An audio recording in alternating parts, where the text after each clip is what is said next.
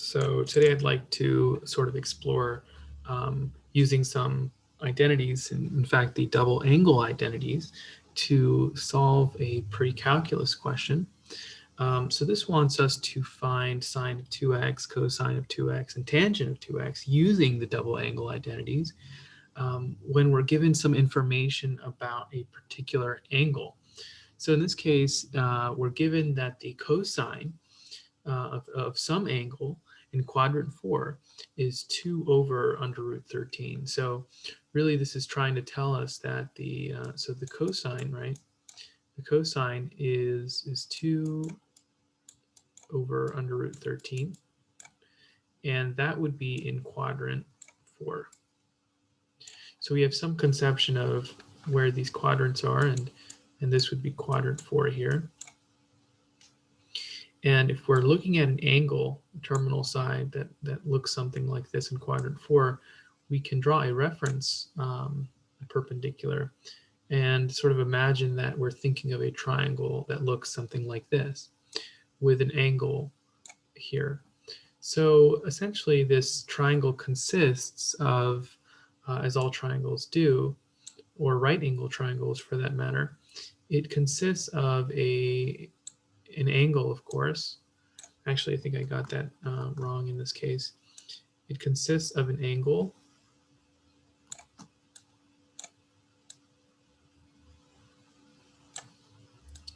and it also consists of the opposite side, the hypotenuse, which is always positive, and the adjacent side. So this is sort of the parallel that we're drawing here.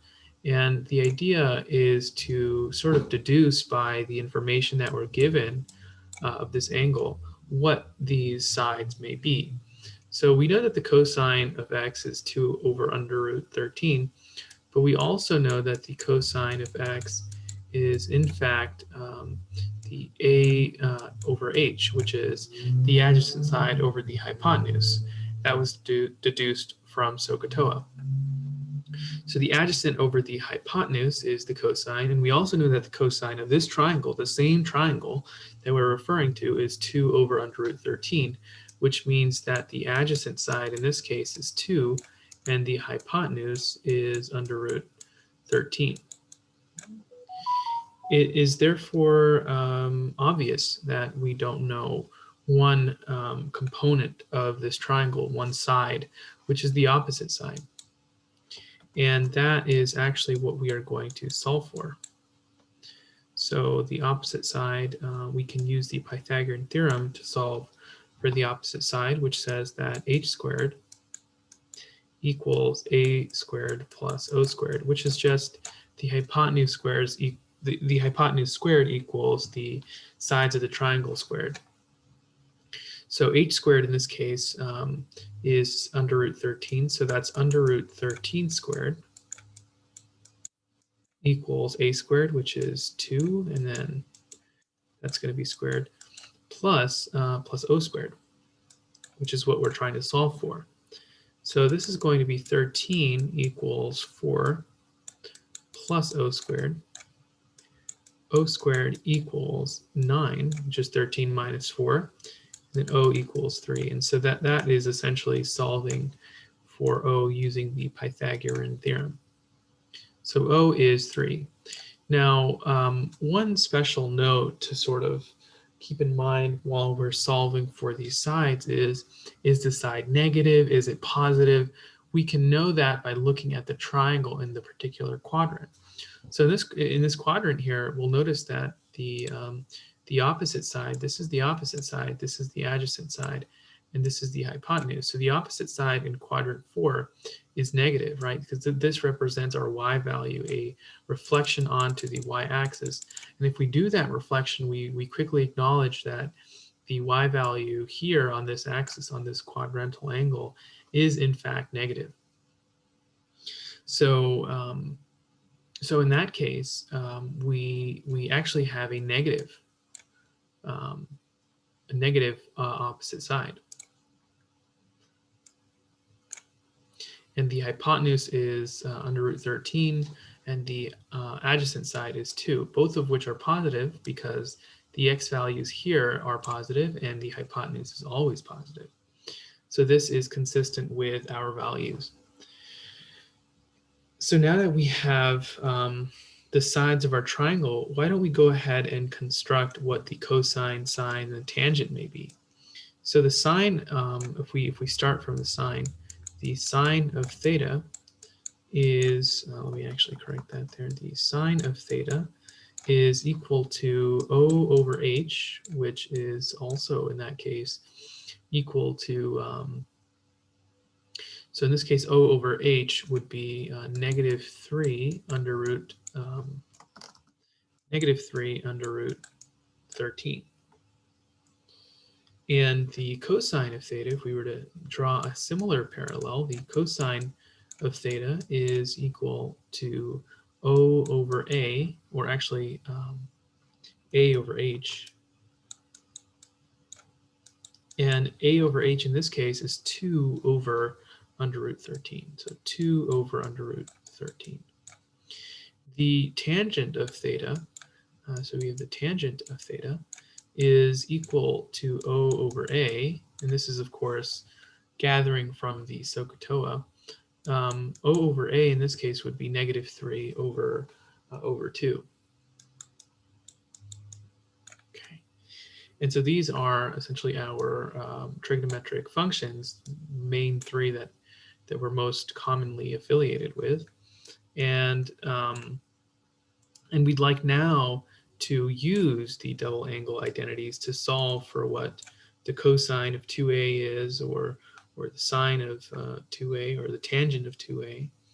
And in this case, if we were to look at the formula for the cosine, then we can solve this one. And if we were to look at the formula for the sine, we can solve this one here, and then the same with the tangent. So the sine of the formula that we're given here is 2 sine a cosine a, which is just 2 sine x cosine x. So the sine of 2x is equal to 2 sine x cosine x. So 2 sine x cosine x. And from there, we can say that we know we'll multiply 2 with the sine of x. We know what the sine of x is, sine of theta.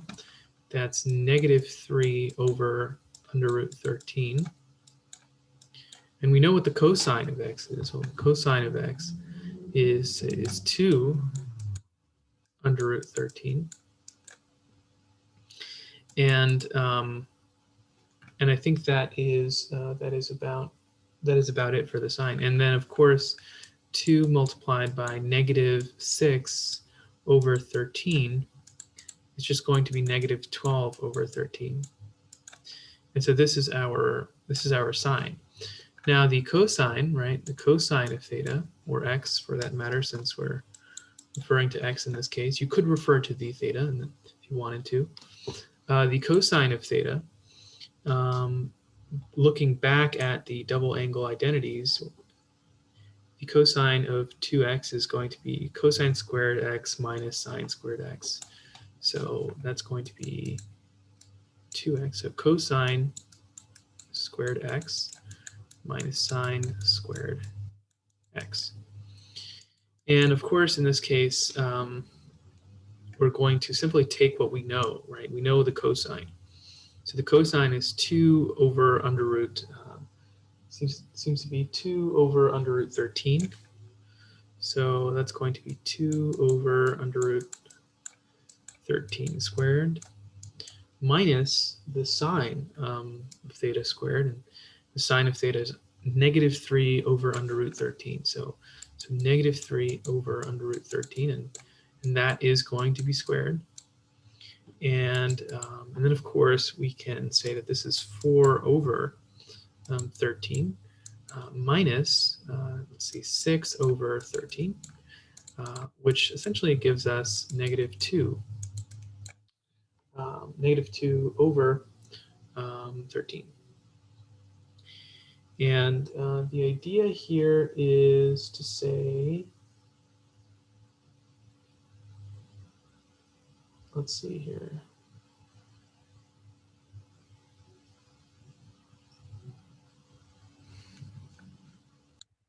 So I think we were using the wrong value for the sine. Right? Um, the sine in this case is -3/13, and the cosine is 2/13, or under root 13. So this is going to equal to the cosine squared. That's 2 over under root 13 squared minus the sine, which is -3/13, or under root 13, -3 over under root 13.